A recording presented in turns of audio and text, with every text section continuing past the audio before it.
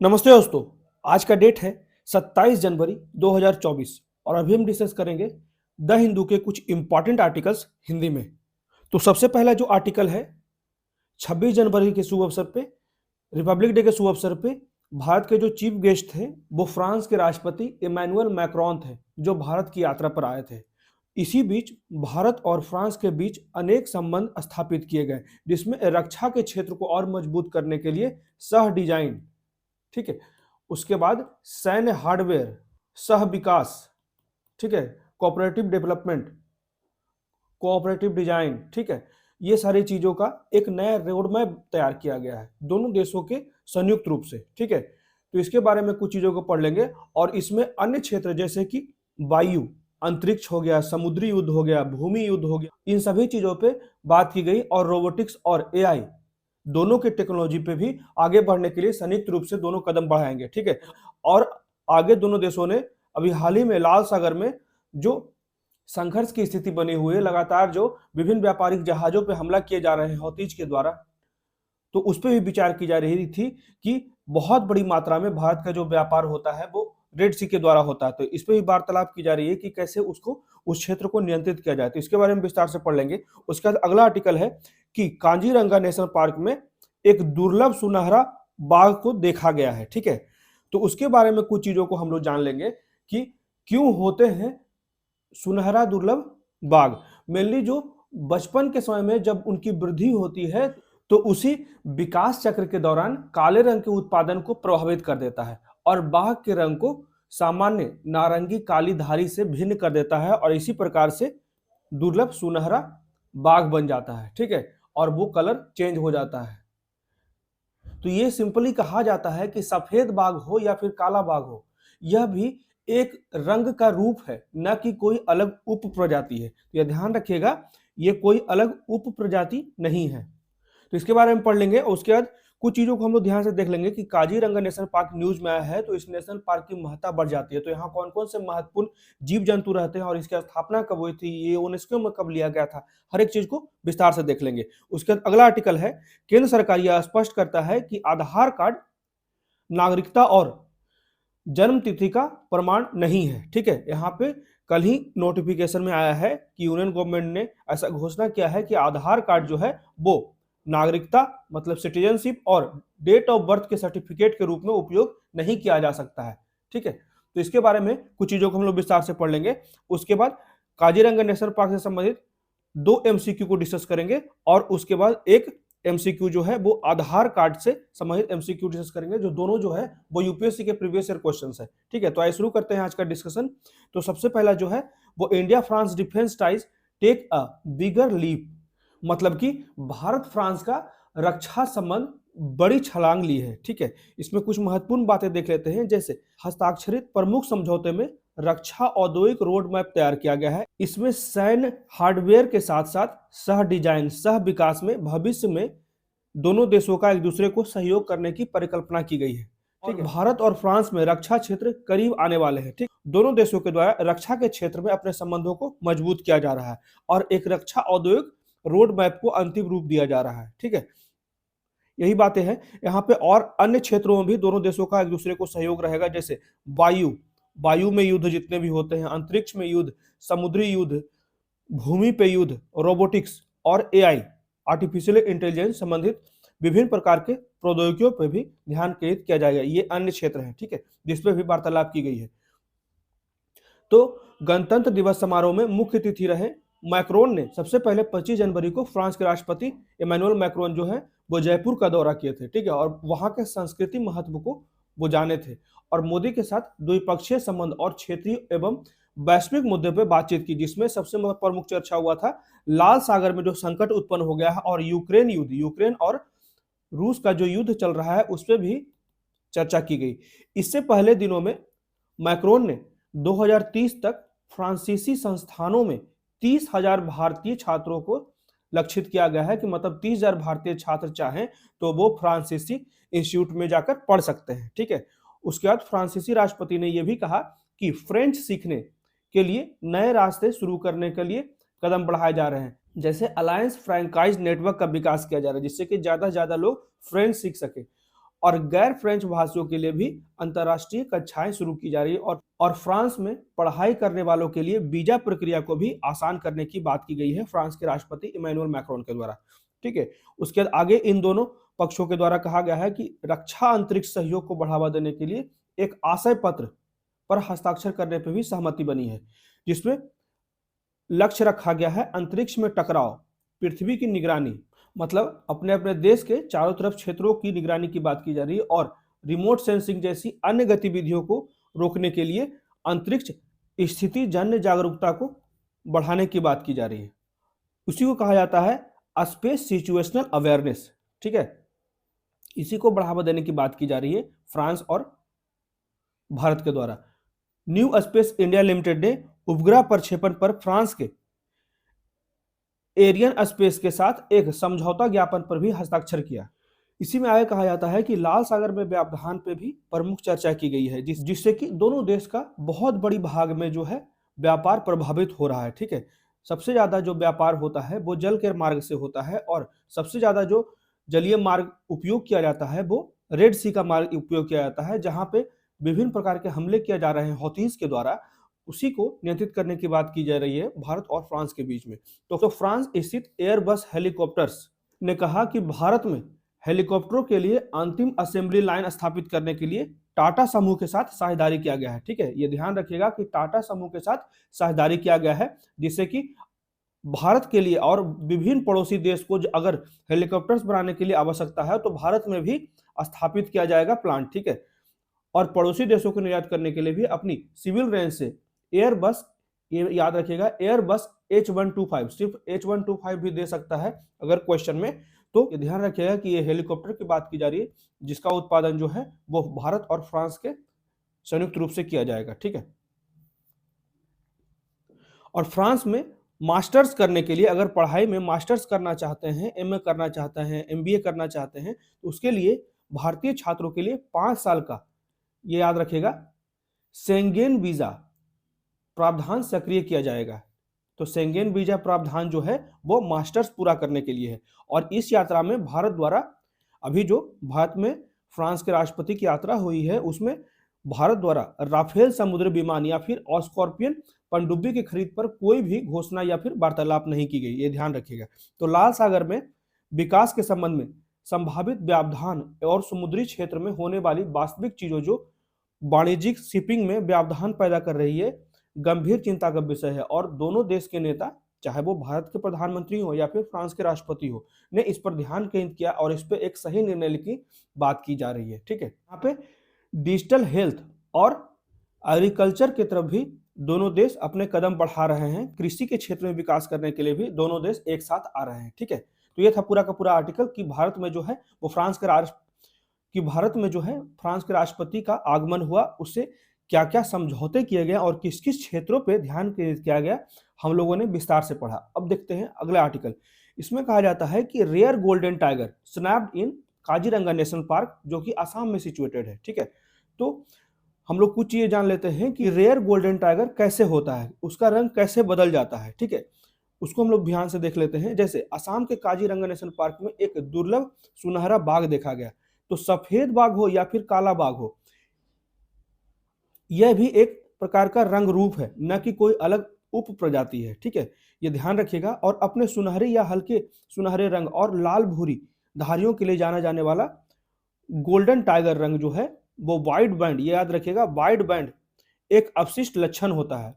ठीक है, जिसके कारण ये बाघ जो है वो सुनहरा दिखता है और ये सुनहरा इसलिए बन जाता है जो बचपन में उसके बड़ा होने की प्रक्रिया होती है, जो बाल विकास चक्र के दौरान काले रंग के उत्पादन को प्रभावित करता है और बाघ के रंग जो सामान्य नारंगी काली धारी से भिन्न हो जाते हैं और प्रकृति में पाए जाते हैं, लेकिन बहुत ही कम प्रतिशत में इस तरह के गोल्डन टाइगर पाए जाते हैं। ठीक है, अब कुछ ये जान लेते हैं काजीरंगा नेशनल पार्क, क्योंकि जब न्यूज में आ जाता है कोई नेशनल पार्क तो वो उसका इंपॉर्टेंस बढ़ जाता है। ठीक है, कहते हैं जैसे काजीरंगा नेशनल पार्क जो है वो भारत का एक प्रतिष्ठित नेशनल पार्क है, जो देश के उत्तर पूर्वी भाग के असम राज्य के गोलाघाट, ये नाम याद रखिएगा, गोलाघाट और नागौन जिले में स्थित है।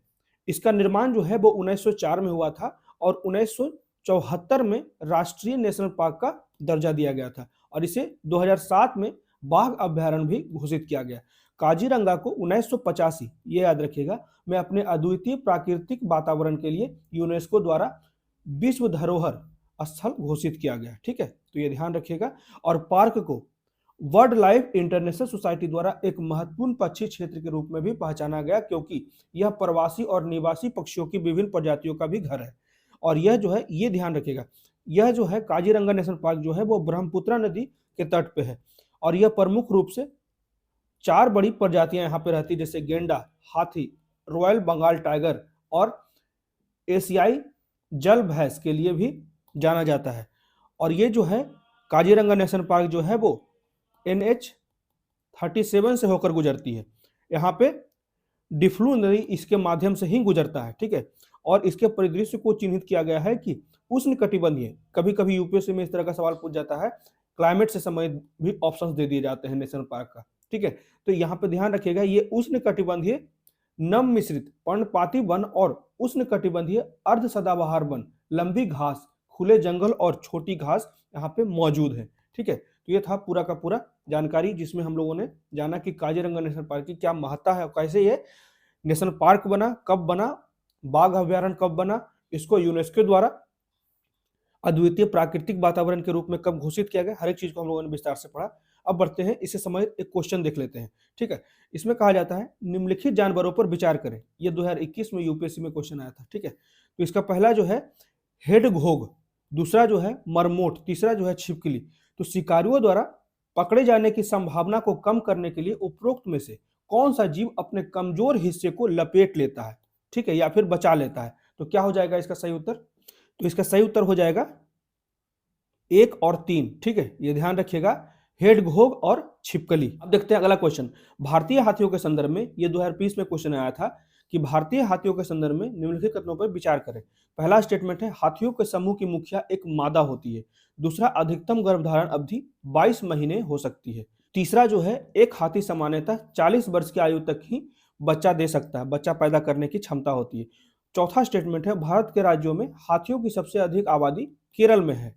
तो क्या हो जाएगा इसका सही उत्तर? तो इसका सही उत्तर हो जाएगा 1 और 2। ठीक है, मतलब कि हाथियों के समूह की मुखिया जो होती है मादा होती है और अधिकतम गर्भधारण अवधि जो होती है वो 22 महीने होती है। ये दोनों स्टेटमेंट सही है। ठीक है, एक हाथी की औसत जीवन प्रत्याशा जो होती है वो 70 वर्ष तक होती है और 18 साल की उम्र में उसकी वयस्कता शुरू हो जाती है। ठीक है, तो ये ध्यान रखिएगा, 18 साल से 70 वर्ष तक वो बच्चा पैदा कर सकता है। ठीक है, और आगे कहा जाता है दक्षिण भारतीय राज्य जिसमें कर्नाटका में लगभग 6049 हाथियां हैं। जो सबसे ज्यादा हाथियां रखता है जिस राज्य में, वो है कर्नाटका, और उसके बाद ही केरल है। इसलिए चौथा स्टेटमेंट भी गलत हो जाएगा और ऑप्शन ए सही हो जाएगा। ठीक है, अब बढ़ते हैं अगले आर्टिकल की तरफ। इसमें कहा जाता है केंद्र सरकार यह स्पष्ट करता है कि आधार कार्ड जो है वो नागरिकता और जन्मतिथि का प्रमाण नहीं है। Union government makes it clear that Aadhaar card no proof of citizenship या फिर डेट ऑफ बर्थ। ठीक है, तो इसके बारे में कुछ चीजें हम लोग जान लेते हैं।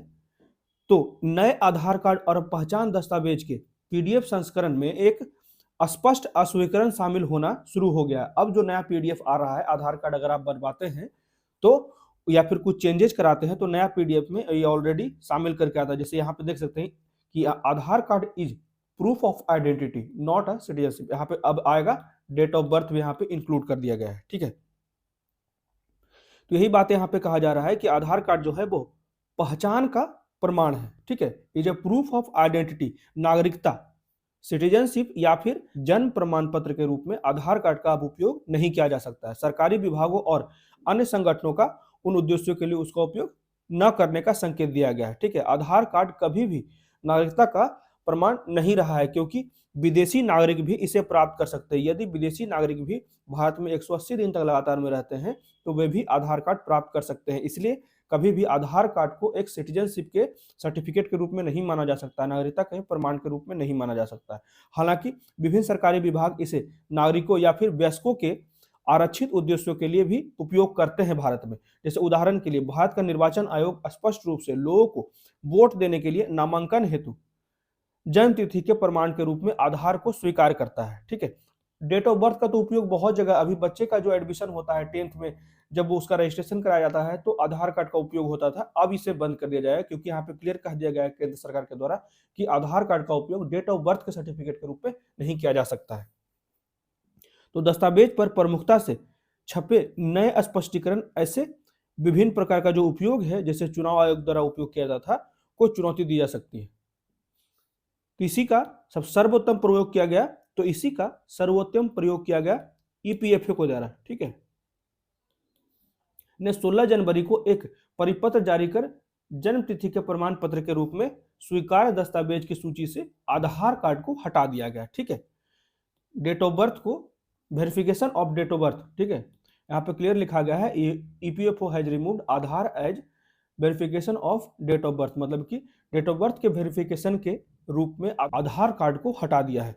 तो इस आईडी में एक चेतावनी भी शामिल की गई है, उन्हें ऑफलाइन प्रमाणिकता करने के लिए दस्तावेज के पीछे क्यूआर कोड को स्कैन करके या फिर भारतीय विशिष्ट पहचान प्राधिकरण UIDAI द्वारा निवासियों को जारी किए गए XML फाइल का प्रयोग करना होगा, जो आधार का प्रबंधन करता है। ठीक है, ये सारी बातें की जा रही है। कम से कम एक संगठन ने आधार को जन्म तिथि के प्रमाण के रूप में स्वीकार करना बंद कर दिया। शुरुआत किया गया ईपीएफओ के द्वारा। ठीक है, जो भारत में, और इसका जो कार्य होता है ईपीएफओ का, वो भारत में वेतनभोगी कर्मचारियों के लिए अनिवार्य सेवानिवृत्ति निधि का प्रबंधन करना, पेंशन का प्रबंधन करना। ठीक है, तो ईपीएफओ ने 16 जनवरी को एक परिपत्र जारी कर जन्म तिथि के रूप में आधार का उपयोग को हटा दिया। ठीक है, जन्म तिथि और नागरिकता निर्धारित करने में उपयोग के लिए आधार की यह अमान्यता वर्षों से चली आ रही है। ठीक है, यहाँ पे ही बात कहा जा रहा है, जैसे इलेक्ट्रॉनिक और सूचना प्रौद्योगिकी मंत्रालय ने 2018 में एक ज्ञापन में स्पष्ट किया था कि आधार वास्तव में जन्म तिथि का प्रमाण नहीं है। यहाँ पे पहले से ही इस बात पे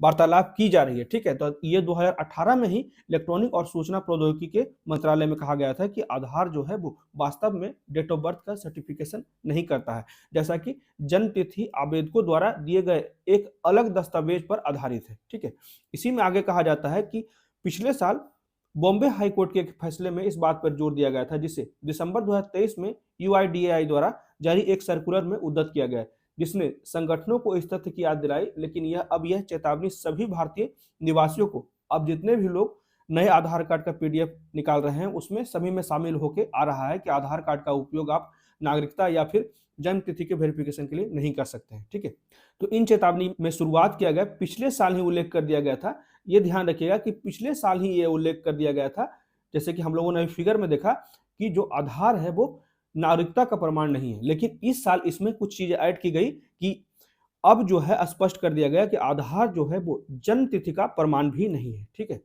इस साल ऐड किया गया है डेट ऑफ बर्थ के लिए, पिछले साल ही ऐड कर दिया गया था सिटीजनशिप के लिए। ठीक है, तो 12 अंकों की UIDAI विशेषता और निवास का प्रमाण है।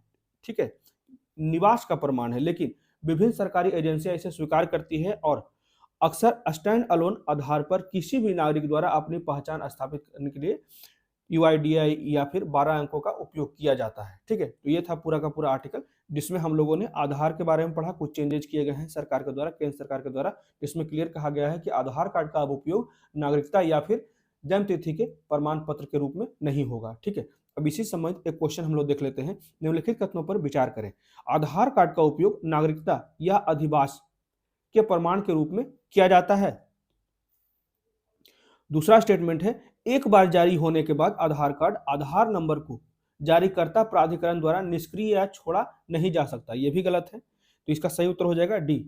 इसमें कहा जाता है, आधार अधिनियम 2016 की धारा 9 में कहा गया है कि आधार संख्या या उसका प्रमाणीकरण अपने आप में आधार संख्या धारक के संबंध में नागरिकता या अधिवास का कोई अधिकार प्रदान नहीं करता है। ठीक है, ठीक है, तो ये ध्यान रखिएगा, ये कहा गया है आधार अधिनियम 2016 की धारा 9 में कि नागरिकता और अधिवास का प्रमाण पत्र प्रदान नहीं करता है। और आधार अधिनियम में नियमों में कहा गया है कि किसी व्यक्ति का आधार नंबर जो होता है वो भारतीय विशिष्ट पहचान प्राधिकरण द्वारा अस्थायी रूप से छोड़ा या अस्थायी रूप से निष्क्रिय किया जा सकता है, जो नंबर जारी करने और डेटाबेस के प्रबंधन के लिए जिम्मेदार एजेंसियां हैं। ठीक है, तो ये ध्यान रखिएगा, इसे छोड़ा भी जा सकता है। तो ये दोनों स्टेटमेंट गलत हो गया। तो ये थे आज के द हिंदू के कुछ इंपॉर्टेंट आर्टिकल्स। कैसा लगा प्लीज मुझे कमेंट करके बताएं, और मेरे वीडियो को ज्यादा से ज्यादा लाइक करें, शेयर करें और मेरे चैनल को सब्सक्राइब करें। Thank you.